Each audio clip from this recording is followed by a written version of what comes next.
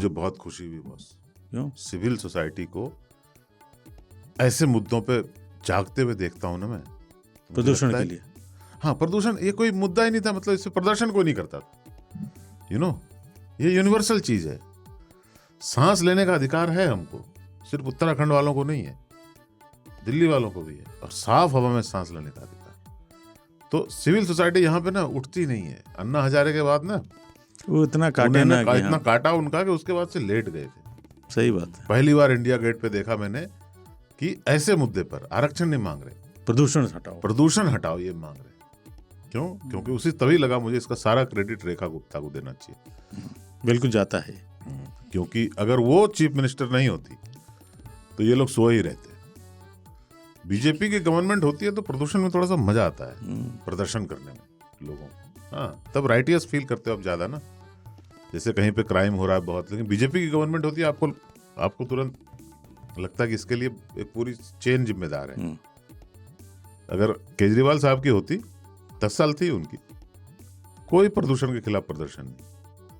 उसके पहले शीला जी थी, भयंकर प्रदूषण था, तब भी कोई प्रदर्शन ब्लू नहीं। लाइन वाला रेखा जी आई, पहले साल में इफेक्ट देखो, जनता जाग गई भाई साहब, है ना।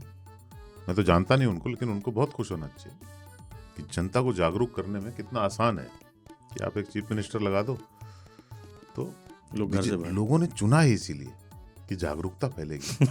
कुत्ते का फैसला, हाँ, कुत्तों के लिए भी लड़ रहे हैं, प्रदूषण के लिए लड़ रहे हैं। पहले सिर्फ अन्ना हजारे के लिए लड़ते थे, उसके बाद अब सो गए कि नहीं अब केजरीवाल जी हैं, वो तो प्रदूषण संभाल ही लेंगे। उस दिन अन्ना हजारे को भी वीडियो देखे थे, कहीं गर्दन वर्दन की अपने वो करा रहे थे डॉक्टर के यहाँ, देखा था तुमने?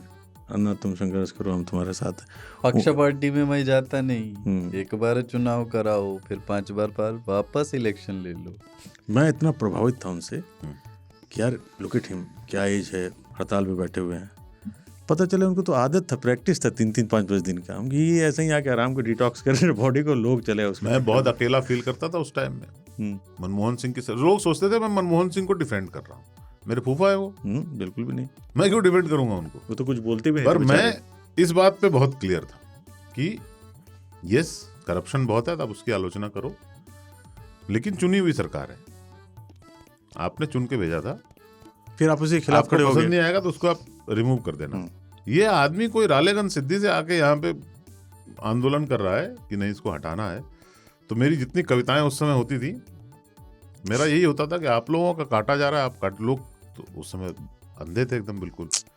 अन्ना तुम संघर्ष करो, हम तुम्हारे साथ हैं।